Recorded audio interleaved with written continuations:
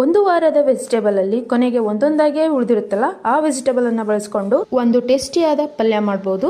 ಮೊದಲಿಗೆ ಒಂದು ಕುಕ್ಕರ್ ಅನ್ನು ಇಟ್ಕೊಂಡು ಅದಕ್ಕೆ 2 ಟೇಬಲ್ ಸ್ಪೂನ್ ಆಯಿಲ್ ಹಾಕಿ ಅದಕ್ಕೆ ಕಡಿ ಮಸಾಲೆಗಳನ್ನು ಹಾಕೊಳ್ಳೋಣ. ನಂತರ ಸಾಸಿವೆ, ಜೀರಿಗೆ, ಕಟ್ ಮಾಡಿದಂತ ಒಂದು ಈರುಳ್ಳಿ, ಸಿಪ್ಪೆ ತೆಗೆದು ಕಟ್ ಮಾಡಿದ ಆಲೂಗಡ್ಡೆ, ಅರ್ಧ ಬೌಲ್ ಬೀನ್ಸ್, 1 ಕ್ಯಾರೆಟ್, ಅರ್ಧ ಬೌಲ್ ನೆನೆಸಿದ ವಟಾಣಿ ಕಾಳು, ಅರ್ಧ ಕ್ಯಾಪ್ಸಿಕಮ್, 1 ಟೊಮೆಟೊ, ಶುಂಠಿ ಬೆಳ್ಳುಳ್ಳಿ ಪೇಸ್ಟ್, ಅರ್ಧ ಬೌಲ್ ಪುದೀನ ಕಟ್ ಮಾಡಿದ್ದು. ಇವುಗಳನ್ನೆಲ್ಲ ನಾವು ಎಣ್ಣೆಯಲ್ಲೇ ಬಾಡಿಸ್ಕೋಬೇಕು. ನೀಟಾಗಿ ಒಗ್ಗರಣೆಯಲ್ಲೇ ಬಾಡಿಸ್ಕೊಳ್ಳಿ. ಈ ಪಲ್ಯನ ನಾವು ವಾರದ ಕೊನೆಯಲ್ಲಿ ಮಾಡುವುದು ತುಂಬ ಉಪಯುಕ್ತ.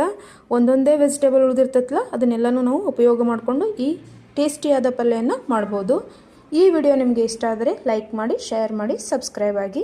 ಖಾರಕ್ಕೆ ಮಸಾಲೆ: ಅರಿಶಿಣ ಪುಡಿ ಸ್ವಲ್ಪ, ಧನಿಯಾ ಪೌಡರ್ 1 ಸ್ಪೂನ್, ಜೀರಾ ಪುಡಿ 1 ಸ್ಪೂನ್, ಖಾರಕ್ಕೆ ಎಷ್ಟು ಬೇಕಲ್ಲ ಅಷ್ಟು ಚಿಲ್ಲಿ ಪೌಡರ್, ಶೇಂಗಾದ ಪುಡಿ 2 ಟೇಬಲ್ ಸ್ಪೂನ್ ಹಾಕಿ ನೀಟಾಗಿ ಮಿಕ್ಸ್ ಮಾಡ್ಕೊಳ್ಳಿ. ಎಣ್ಣೆಯಲ್ಲಿ ಇದೆಲ್ಲವೂ ಮಿಕ್ಸ್ ಆದ ನಂತರ ಇದಕ್ಕೆ ಸ್ವಲ್ಪ ಮುಳುಗುವವರೆಗೂ ನೀರನ್ನು ಹಾಕ್ಕೊಂಡು ರುಚಿಗೆ ತಕ್ಕಷ್ಟು ಉಪ್ಪನ್ನು ಹಾಕಿ 1 ವಿಸಿಲನ್ನು ಕೂಗಿಸ್ಬೇಕು. ಈ ಪಲ್ಯ ಮಾಡೋದು ತುಂಬ ಈಸಿಯಾಗಿರೋದ್ರಿಂದ ಬ್ಯಾಚುಲರ್ಸ್ಗೆ ತುಂಬ ಹೆಲ್ಪ್ ಆಗುತ್ತೆ. ಒಂದ್ಸಲ ಟ್ರೈ ಮಾಡಿ. 1 ವಿಸಿಲ್ ಕೂಗಿದ ನಂತರ ಪಲ್ಯ ರೆಡಿ ಆಯಿತು. ಇದನ್ನು ನಾವು 1 ಸ್ಪೂನಿಂದ ನೀಟಾಗಿ ಸ್ಮ್ಯಾಶ್ ಮಾಡ್ಕೊಳ್ಳೋಣ. ಈ ಪಲ್ಯನ ನಾವು ರೊಟ್ಟಿ, ಚಪಾತಿ, ಪರೋಟ, ರೈಸು, ಪೂರಿ ಜೊತೆ ನೆನೆಸ್ಕೊಂಡು ತಿನ್ಬೋದು. ಎಲ್ಲರೂ ಈ ರೆಸಿಪಿಯನ್ನು ಟ್ರೈ ಮಾಡಿ ಹೇಗಾಯ್ತಂತ ಕಮೆಂಟ್ ಮಾಡಿ.